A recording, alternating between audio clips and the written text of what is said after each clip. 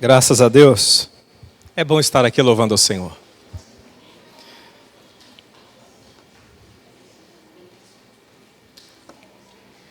Vamos orar? Pedindo ao Senhor que fale conosco através da sua palavra. A palavra de Deus é o único livro do mundo que você pode estudar. Mas você depende 100% da manifestação do Espírito Santo. Porque não é um livro comum. É a mente de Deus, é o coração de Deus. Por isso que para nós, diplomas são importantes, mas são secundários. A importância central é a unção do Espírito Santo sobre a nossa vida sempre. Amém, gente? Pai, nós estamos aqui nessa noite. O que nós precisamos do Senhor é que o Senhor fale conosco, que o Senhor quebre barreiras dentro do nosso coração. Ajuda a gente, Senhor, nessa noite, no nome de Jesus. Nós queremos compreender melhor o Evangelho. Queremos receber a Tua palavra no nosso coração. Ajuda a gente a entender. E nos ajuda pelo Teu Espírito a aplicar isso. Para que não seja um discurso de fim de semana, mas que seja uma realidade da nossa vida. Eu peço essa bênção sobre cada pessoa que está aqui nessa noite, no poder do nome de Jesus. Amém. E graças a Deus. Amém. Pode trazer mais para cá, Eliel. Eu te ajudo. Precisar. Mateus capítulo 17. Quero que você abra lá comigo. Obrigado, Alan, por trazer o quadro. Estava com saudade do quadro. Puxa para trás.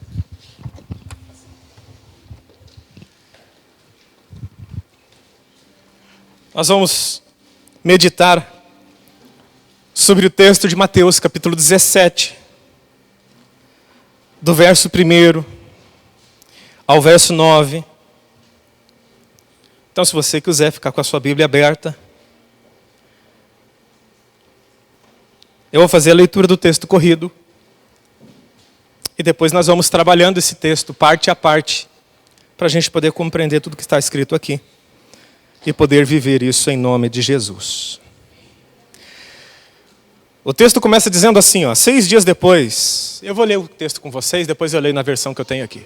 6 dias depois, Jesus foi para um monte alto, levando consigo somente Pedro e os irmãos Tiago e João. Ali eles viram a aparência de Jesus mudar. O seu rosto ficou brilhante como o sol. E as suas roupas ficaram brancas como a luz. E os 3 discípulos viram Moisés e Elias conversando com Jesus. Então Pedro disse a Jesus: como é bom estarmos aqui, Senhor. Se o Senhor quiser, eu armarei 3 barracas, ou montarei 3 tendas neste lugar. Uma para o Senhor, outra para Moisés e outra para Elias. Enquanto Pedro estava falando, uma nuvem brilhante os cobriu e dela veio uma voz que disse: este é meu filho querido, ou meu filho amado, que me dá muita alegria. Escutem o que ele diz. Quando os discípulos ouviram a voz, ficaram com tanto medo que se ajoelharam e encostaram o rosto no chão. Jesus veio, tocou neles e disse: levantem-se e não tenham medo. Então eles olharam em volta e não viram ninguém a não ser Jesus. Quando estavam descendo do monte, ele lhes deu esta ordem: Jesus, não contem para ninguém o que viram até que o Filho do Homem seja ressuscitado. Amém, gente? Nós já lemos essa passagem algumas vezes ao longo da nossa vida, não é verdade? Lendo esse texto da palavra do Senhor, que na verdade esse texto foi um fruto de uma meditação minha durante a semana. E o título da mensagem dessa noite é: quem você está ouvindo? Você sabe que a nossa vida, ela é construída em cima das decisões que nós tomamos. Só que as decisões que nós tomamos com base no conhecimento que temos, nas vozes que vamos ouvindo ao longo da nossa vida. Portanto, se ouvir vozes erradas, ou ao longo do tempo ouvir vozes erradas, me fará ter decisões erradas. Ouvir ensinos errados me farão crer errado e agir errado, e construir uma vida errada. Não adianta eu ter apenas um livro nas mãos que eu digo ser a palavra de Deus, se a mensagem que está nele não pauta a minha vida. Ou se eu pego a mensagem apenas por partes e não a olho como um todo. Jesus, nesse texto, 6 dias depois, o texto começa a falar. Jesus levou consigo quem mesmo? Quem pode me ajudar nessa noite? Preciso aí. Qual que é a sequência? Pedro, Tiago e João. Jesus levou esses 3 homens, não por acaso, mas com um propósito. Quando Jesus leva esses 3 homens para o Monte Alto, Jesus queria revelar a sua glória para eles. Afinal de contas, se Jesus não quisesse revelar a glória dele para Pedro, Tiago e João, ele não teria levado ninguém, teria subido sozinho e teria falado com Moisés e com Elias. As 2 pessoas que estavam conversando com Jesus eram Elias e eram Moisés. O texto é claro. Pode oferecer alguma dificuldade teológica interpretativa, porém, a Bíblia fala que era Elias e Moisés que conversavam com Jesus. Sobre o quê? Sobre a morte de Jesus. Moisés, aquele que trouxe a lei. Diga, Moisés, o que trouxe a lei. E Elias, quem que era Elias? Elias era profeta. Qual foi o ministério de Elias? Quando eles abandonaram a lei de Moisés, Elias veio. Elias veio para puxar o povo para a lei novamente. Moisés trouxe a lei, o povo se desviou da lei, e Elias veio como uma figura emblemática. Ninguém sabe a história de vida desse homem, mas ele chega lá para mandar o povo voltar a obedecer a lei. Ou seja, eu tenho aquele que trouxe a lei e aquele que fez a manutenção da lei conversando com Jesus. Isso deveria ser maravilhoso, você ficar olhando o que aconteceu lá, enquanto eles conversavam. Mas o fato é que a Bíblia vai deixar para nós claro apenas que eles estavam conversando com Jesus sobre a morte de Jesus e os sofrimentos que Jesus deveria passar. É como se fosse uma conversa entre 3 amigos íntimos antes de algo extremamente importante que fosse acontecer. E ali olhando estavam Pedro, Tiago e João. 3 homens que Jesus considerava muito, que Jesus amava muito. E aí Pedro, sem saber o que estava falando, diz assim, Senhor, vamos fazer o seguinte, nós vamos levantar 3 tendas, se o Senhor quiser, eu estou pronto para trabalhar. Eu levanto uma tenda para o Senhor, levanto uma tenda para Moisés, levanto uma tenda para Elias, e aí vai ficar a coisa mais linda do mundo. Na cabeça de Pedro, de um judeu, tenda não era somente um lugar para morar. Tenda era um lugar de revelação. O que estava na cabeça de Pedro, quando Pedro falou aquilo, ele estava lembrando do tabernáculo de Moisés, da tenda que Moisés entrava, que não era o tabernáculo. Era uma tenda particular de Moisés, aonde Moisés entrava e Deus falava com ele. Não era o tabernáculo. Quem compreende, diga graças a Deus. O tabernáculo tinha o átrio, o lugar santo dos santos. Porém, lá Deus também falava com Moisés. Mas Moisés tinha uma tenda particular, aonde quando ele saía de casa e ia em direção àquela tenda, toda a nação de Israel saía e ficava olhando Moisés. Era isso que Pedro estava na cabeça quando ele disse, vamos construir 3 tendas. Ele ficou tão extasiado com aquilo. Ele falou assim, nós vamos construir 3 tendas. Para quê? Elias, Moisés e Jesus continuem falando conosco. Nós queremos 3 tendas. Se o Senhor quiser, a gente faz, a gente constrói rapidinho. Olha que coisa linda. Não vai ter oposição dos judeus porque vai ter a tenda de Moisés. Os zelotes, que era o povo mais da guerra, eles iam consultar Elias, estava tudo certo. Ó, Elias, o homem que mandava descer fogo do céu e matava todo mundo que era contra a palavra de Deus. E tinha Jesus. Não ia trazer confusão para ninguém. Essa era a mente de Pedro. Mas antes dele terminar de falar a frase, uma nuvem cercou ele. E ele, aterrorizado no meio daquela nuvem que brilhava, a nuvem dizia, esse é o meu filho amado, a ele ouvi. A ele ouvi. Ou seja, a partir de agora, vocês não ouvem mais Moisés e não ouvem mais Elias, vocês ouvem Jesus. Moisés e Elias apontaram para Cristo. Cristo chegou, veio à plenitude dos tempos. Agora fiquem com ele. No livro de Hebreus, capítulo 1, diz que Deus por muitos meios falou com os nossos antepassados. Mas, ultimamente, tem falado por meio de Jesus Cristo, nosso Senhor. Que voz nós temos ouvido? Eu vejo 3 homens. Pedro, O significado do nome Pedro, que é Kefa, é pedra.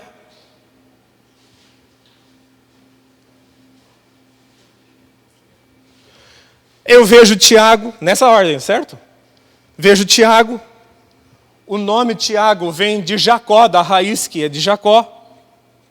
Se escreve da mesma forma no hebraico, Yaakov, que significa suplantador. E eu vejo João. O nome de João em hebraico é bem bonito, chama-se Yohanan. É uma contração que literalmente significa Deus é gracioso. Deus dá gratuitamente. Eu vou colocar como graça aqui. Yor remete a Yah, que é o Deus de Abraão, de Isaac e de Jacó. Hanan, graça. O Deus da graça. O Deus gracioso. Aí de repente eu vejo Pedro, a pedra, falando, vamos construir três tendas. 3 tendas. Uma para Jesus, outra para Moisés e outra para Elias.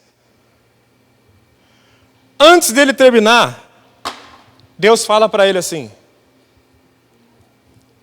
nem Elias,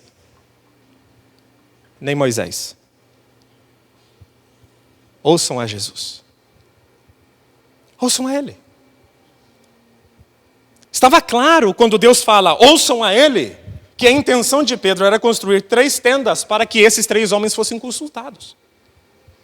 Essas 3 pessoas fossem consultadas. Jesus, Moisés e Elias. Ou seja, Deus olha para ele e diz, Elias não, foi bênção, mas agora não é tempo dele. Moisés também, foi bênção, teve o seu propósito, foi amigo de Deus, mas não é o tempo dele. Agora é o tempo de Jesus. Diga, esse é o tempo de ouvir Jesus. Em nome de Jesus. Glória a Deus.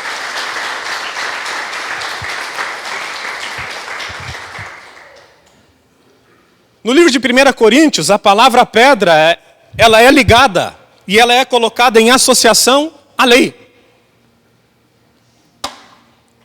Perdoe a letra, gente. Não melhorei essa escrita aqui e acho que não vai dar para melhorar muito.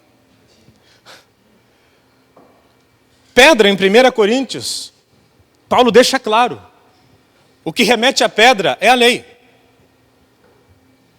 Jacó, ou Tiago, é o suplantador.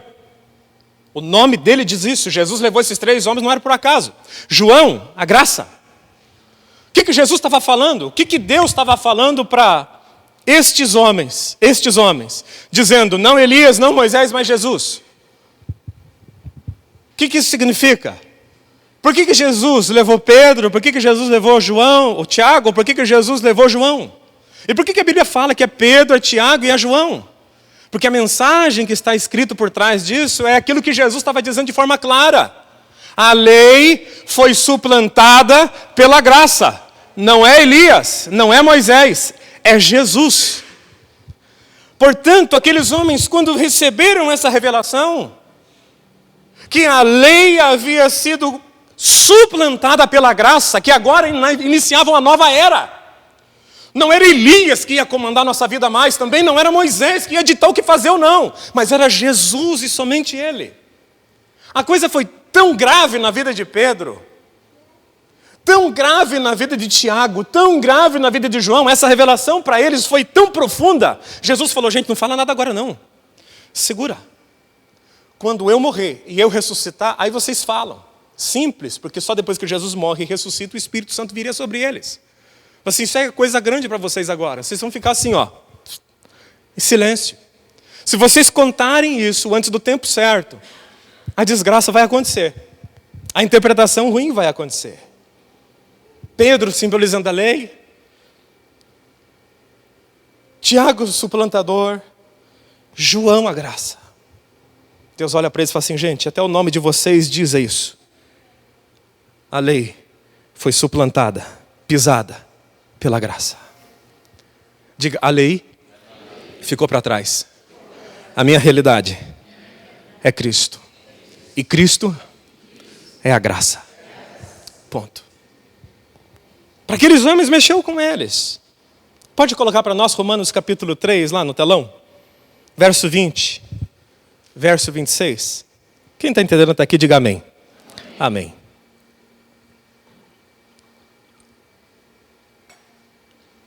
Romanos capítulo 3, verso 20. Nós vamos ler até o verso 26. Pois ninguém, diga assim, ninguém. Maravilha. É aceito por Deus por fazer o que a lei manda. Porque a lei faz com que as pessoas saibam que são pecadores. O projeto de Deus em colocar a lei era mostrar o meu pecado e o seu. Tanto que Paulo vai desenvolver isso lá na frente, vai dizer assim, gente, desde o início foi pela graça. Quando Deus falou com Abraão que aquele que cresce seria justificado, Deus não mudou de ideia porque veio a lei. A lei foi acrescentada à promessa para que Cristo viesse. Mas agora, Deus já mostrou que o meio pelo qual Ele aceita as pessoas não tem nada a ver com a lei. A lei de Moisés e os profetas dão testemunho do seguinte: Deus aceita as pessoas por meio da fé que elas têm em Jesus Cristo. É assim que Ele trata todos os que creem. Pois não existe nenhuma diferença entre as pessoas. Todos pecaram e estão afastados da presença gloriosa de Deus. Mas pela sua graça e sem exigir nada, Deus aceita todos por meio de Jesus Cristo, ou de Cristo Jesus que os salva. Deus ofereceu Cristo como sacrifício para que pela sua morte na cruz, Cristo se tornasse o meio de as pessoas receberem o perdão dos seus pecados, pela fé nele. Deus quis mostrar com isso que Ele é justo. No passado Ele foi paciente e não castigou as pessoas por causa dos seus pecados, mas agora, pelo sacrifício de Cristo, Deus mostra que é justo. Assim, Ele é justo e aceita os que creem em Jesus Cristo. A que voz nós estamos ouvindo? 2000 anos se passaram. 2000 anos se passaram que isso aqui aconteceu, ou quase isso. Segundo a história, Jesus foi crucificado no ano 26. Então daqui 6 anos vai fazer certinho, 2000 anos. Se passou tanto tempo, mas parece que ainda depois de tanto tempo, da palavra nos ter lavado, do Espírito nos ter enchido, a gente ainda busca ser meritório na presença de Deus. Busca agregar performance na nossa vida. Quando eu não ouço Jesus, eu ouço Moisés e eu ouço Elias. A primeira coisa que eu vou perceber, primeiro, que você não é bom o suficiente, porque a lei não veio para mostrar que você seria justo. Aqui está dizendo, a lei veio para mostrar que você é pecador. Ela veio mostrar o diagnóstico, o problema era profundo, a lei veio para mostrar o problema. Jesus veio trazer a solução. A lei veio trazer o raio-x e dizer, você está doente como raça humana. E Jesus veio para dizer, só por mim, porque pelo teu esforço você não vai conseguir. Quando eu ouço Moisés, quando eu ouço Elias, eu vou tentar fazer merecer. Segundo, eu entendo que quando eu ouço Moisés e Elias, por mais que eu faça, nunca conseguirei um relacionamento permanente com Deus. Não dá. O propósito da lei não era me trazer perto de Deus, era para mostrar que eu era pecador. Quando eu entendo que quando eu leio e presto atenção em Moisés e vivo em função de Moisés e de Elias e não em função de Cristo, sempre a performance tem que ser melhor. E nunca tem fim nisso. Já tentou, com certeza, por outros meios agradar a Deus e nunca conseguiu. Nem eu. A força do pecado é a lei. E quanto mais eu me esforço em certas áreas, mais pecador eu me torno. Quer ver? Vamos raciocinar. Entra uma criança aqui nessa igreja. E eu falo para ela, faça o que você quiser, só não toque bateria. aonde que a criança vai? A lei reforça o pecado que está em mim.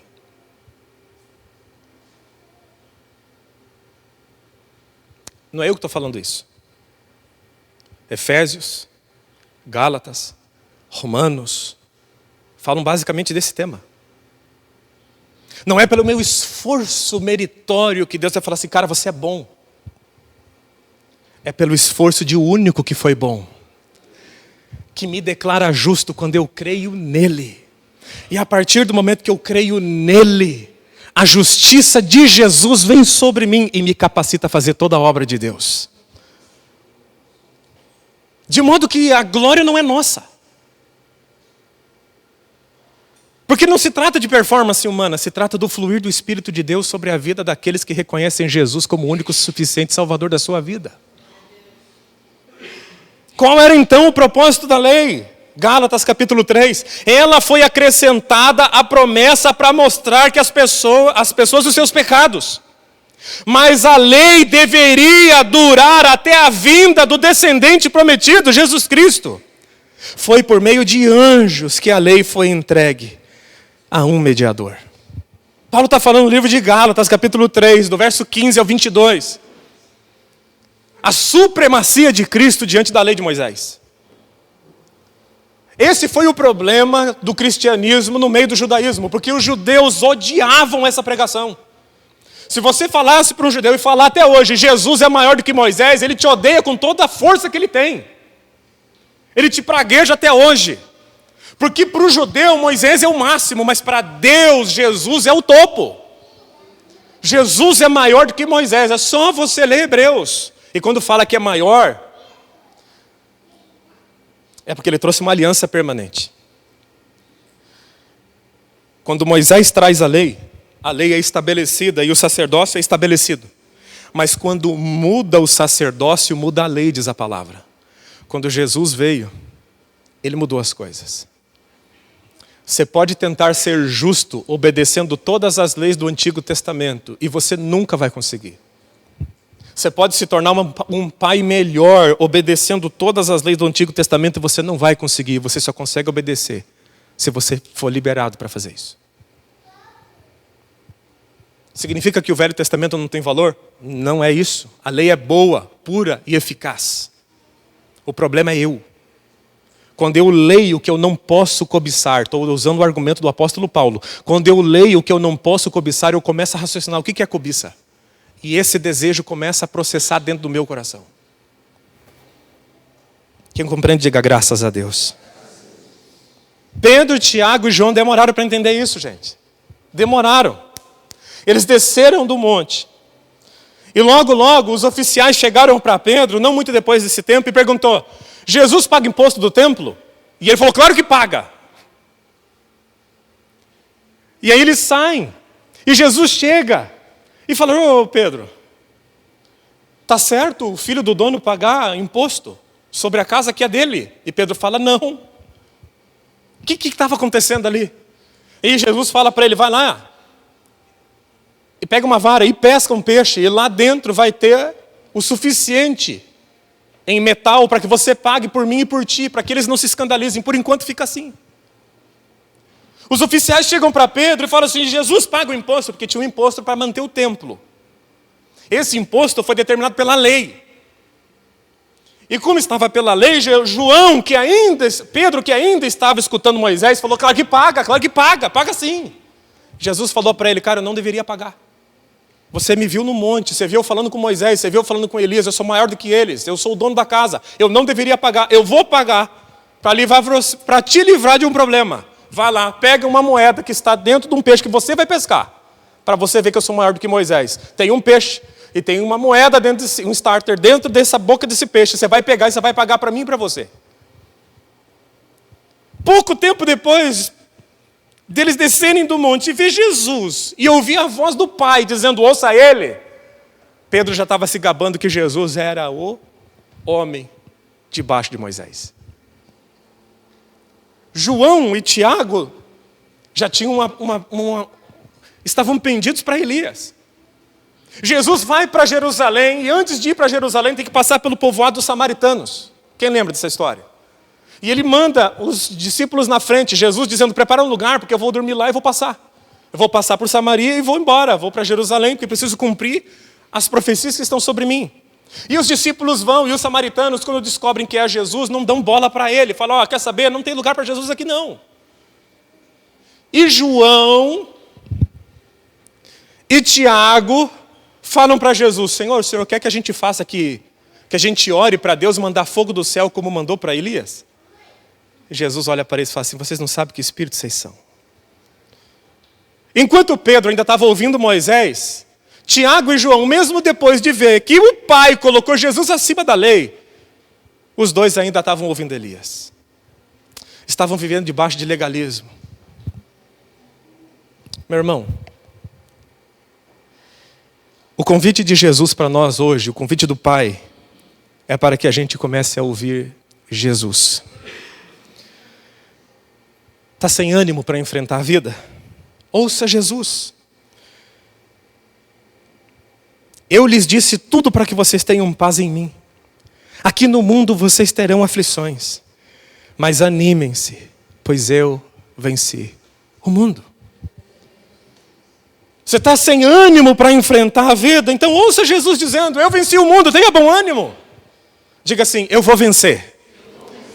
Porque Jesus venceu primeiro e me garantiu, eu vou vencer com Ele. Está ansioso? Não ouça Moisés. Não ouça Elias. Ouça Jesus. Olha o que Jesus disse. Então, voltando-se para os seus discípulos, disse, por isso digo a vocês que não se preocupem com a vida diária. Se terão o suficiente para comer, ou com o seu corpo, se terão o suficiente para se vestir. Pois a vida é mais do que a comida e o corpo é mais do que a roupa. Observem os pássaros, eles não plantam, eles não colhem, eles não guardam comida em celeiros, pois Deus os alimenta e vocês valem muito mais do que qualquer pássaro. Qual de vocês pode, por mais preocupado que esteja, disse Jesus, acrescentar ao menos 1 hora à sua vida? E se vocês não podem fazer uma coisa tão pequena, de que adianta se preocupar com coisas maiores? Observem os lírios do campo, eles não trabalham, eles não fazem roupas para si. No entanto, nem Salomão em toda a sua glória se vestiu como um deles. E se Deus veste com tamanha glória e beleza as flores que hoje estão aqui e amanhã serão arrancadas e lançadas no fogo, não será que Deus fará muito mais em relação a vocês, gente de pequena fé? Jesus olha para os discípulos e diz assim, gente, vocês andam preocupados, andam ansiosos, faz o seguinte, Salomão com toda a sabedoria, com toda a glória que tinha, não se vestiu como a erva desse campo. E quem vestiu a erva foi Deus, a erva não trabalhou e Deus vestiu ela. Jesus está cuidando de você. Ele está cuidando de você agora. Ele está trabalhando sobre a sua vida, sobre as suas orações agora. Quer ter paz na vida? Ouça Jesus.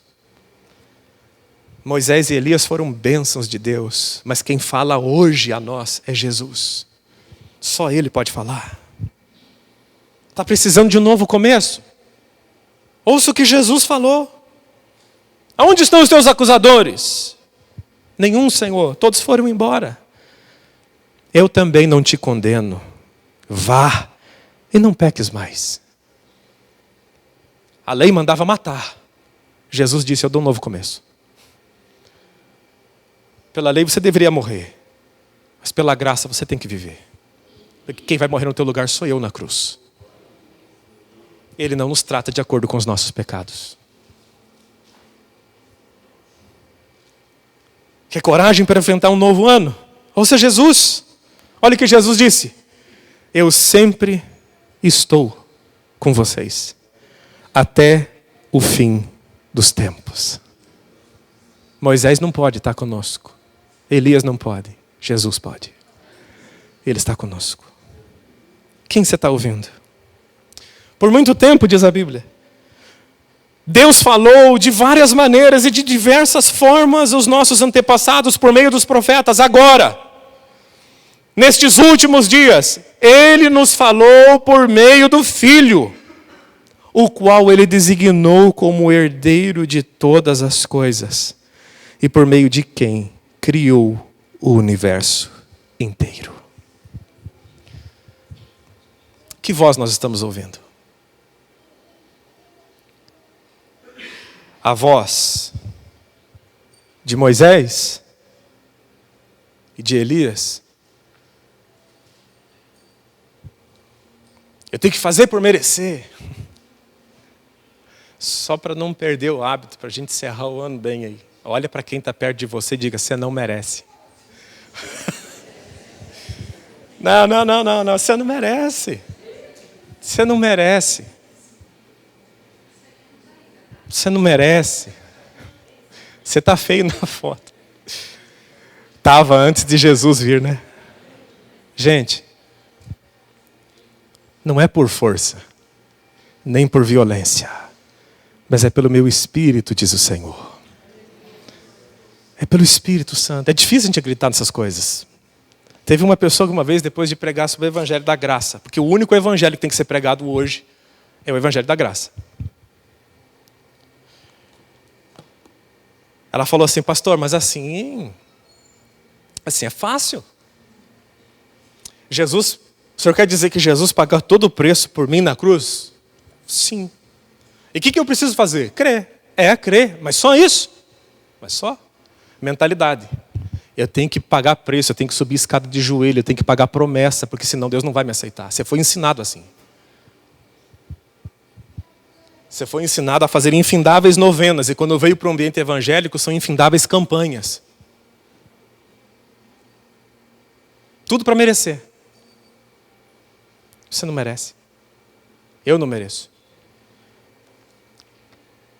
Quando a Bíblia fala de cair na graça, é buscar as coisas de Deus por mérito próprio. Não é sair da igreja. Quando Paulo fala, caístes da graça, é porque eles estavam tentando pelo esforço próprio obter algo que Deus não deixou por esforço próprio que a gente pudesse obter. É pela graça. Você vai ter que confiar que Deus te ama, senão você não vai conseguir trilhar o cristianismo, nunca. Você pode ser um fariseu. Você pode inventar um Deus que não existe.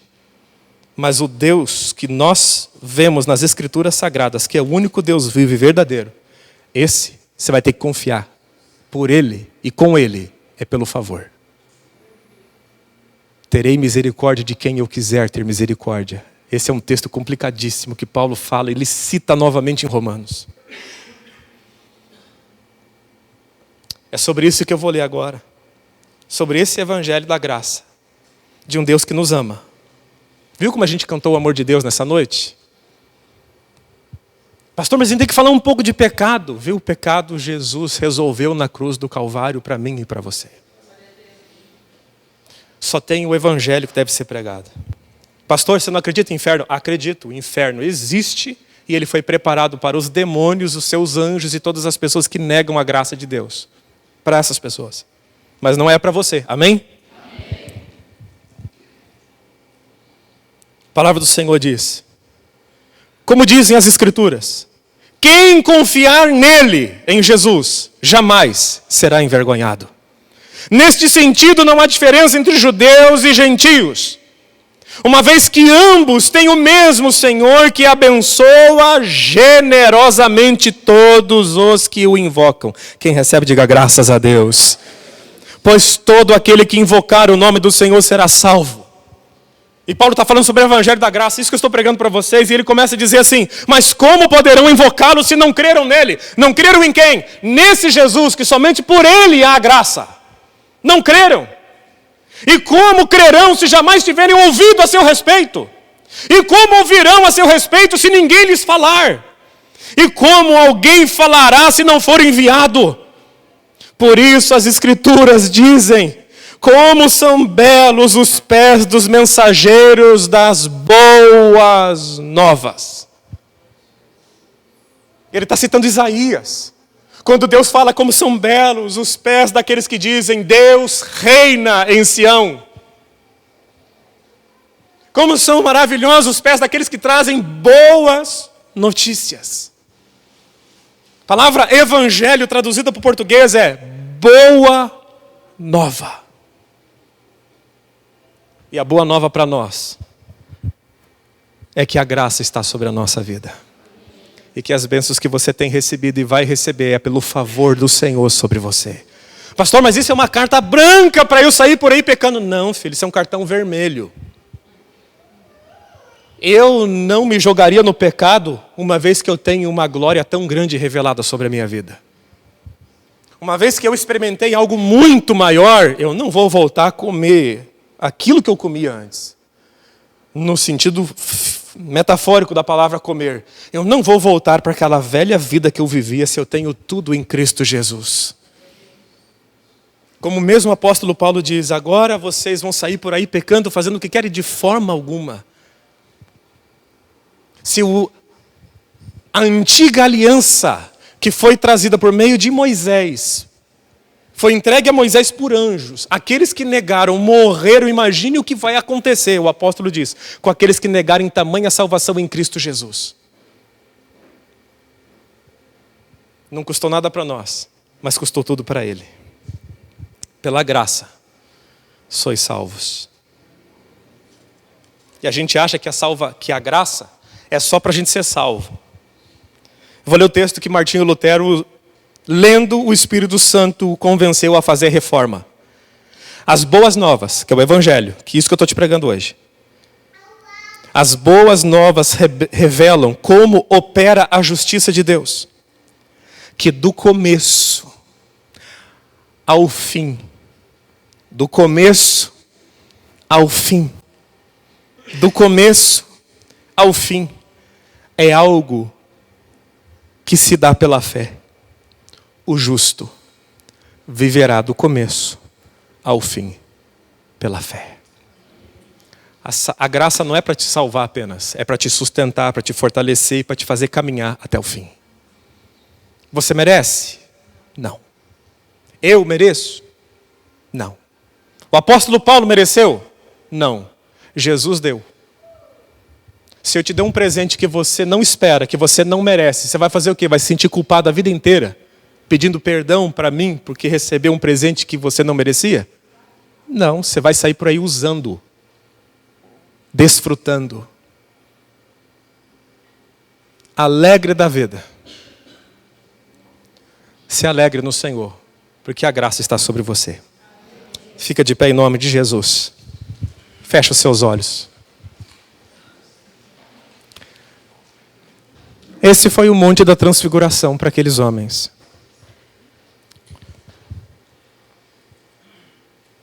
Como são belos os pés daqueles que dizem, o Senhor reina em Sião. Deus mudou de monte, sabia? Fecha os seus olhos. A lei foi dada no Sinai. A graça foi liberada em Sião. De Sião virá a salvação. Do Sinai não pode vir.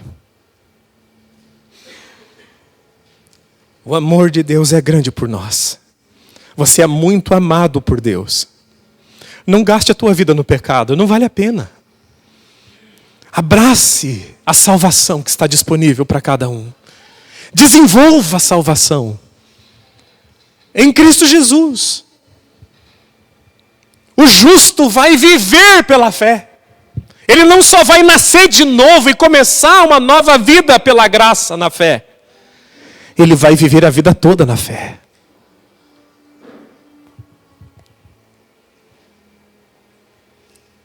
Esse é o amor de Deus por mim e por você. Eu não acredito que uma pessoa que entenda essa mensagem saia por aí dizendo que bom que eu sou perdoado por Jesus e que a salvação é pela graça porque eu posso entrar em qualquer prostíbulo da cidade nessa noite. Uma pessoa dessa nem recebeu a graça. Ela nem foi salva. Eu sei que muitas pessoas usam a palavra graça hoje em dia para viver uma vida dissoluta. Para viver uma vida sem freios. Mas eu não enxergo o maior freio que se você for levar a graça de verdade, com seriedade na sua vida. Eu não vejo maior freio do que a graça. Se Deus me deu o que eu não mereço, é agora que eu não vou fazer o que desagrada a Ele. Mesmo porque agora eu tenho o Espírito Santo e o sangue de Jesus sobre a minha vida, agora eu sou habilitado para fazer toda a boa obra que Deus quer que eu faça. Porque eu entendi que eu não paguei por nada, eu não mereço nada. Isso aqui é uma expressão simples da graça que saiu da boca de Jesus. Mesmo que vocês façam tudo que Deus mandou, se considerem servos inúteis. Ou seja, não deixe o orgulho subir no seu coração achando que você é grande merecedor. Mantenha seus pés no Evangelho de Jesus. Um coração simples ao Senhor. Deus ama você. Já começou a fazer uma obra maravilhosa na sua vida. E Ele vai terminar até o dia de Cristo. A obra vai estar completa sobre a sua vida. Você está no processo. Aquele que é fiel para começar também será fiel para terminar a sua obra. Deus ama você. Pastor, mas essa pregação de que Deus me ama e de que a graça é um favor que eu não mereço, vai surtir o que no meu coração? A mensagem que Deus quer que surta no teu coração, os efeitos que Deus quer que surta no teu coração. Uma correspondência muito grande, muito fruto de justiça e fruto de arrependimento. Já que Ele me salvou, eu não vou sair desse caminho nunca mais. Eu amo Jesus. Eu não vou me lançar no pecado porque eu tenho medo do inferno. Eu não me lançarei no pecado porque eu tenho o mínimo de vergonha na minha face de não ofender aquele que me lavou dos meus pecados e que me justificou e que está me santificando pelo Espírito Santo e pela sua graça está me mantendo firme de pé. Eu não vou vacilar com Ele. Eu não vou trair a sua confiança. Que Deus te abençoe. Esse é o Evangelho que essa igreja prega. Esse é o Evangelho de Jesus. Que Paulo falou, se alguém pregar diferente, que seja amaldiçoado. Quem misturar a graça com a lei, que seja amaldiçoado. É pela graça, do começo ao fim. Para que ninguém se glorie. Para que ninguém possa dizer que é bom. Todos foram encerrados debaixo do pecado pela lei. E todos foram justificados por Cristo Jesus. De forma imerecida. Vamos orar ao Senhor? Pastor, eu quero orar nessa noite. Mas sobre o que nós vamos orar, pastor? Nós vamos orar para que Deus destrua no nosso interior a nossa justiça própria. Para que a gente possa enxergar o Evangelho de Jesus como verdadeiramente é, limpo. Para que nossos ouvidos ouçam a Jesus, não a Moisés nem a Elias. Pastor, significa que o Antigo Testamento caiu? Não, o Antigo Testamento não deixou de ser palavra de Deus. Mas eu tenho que lê-lo com os olhos de Jesus. Eu tenho que buscar a graça nele. Caso contrário, nunca, nunca, nunca servirei a Jesus como Ele espera que eu sirva. Você não consegue.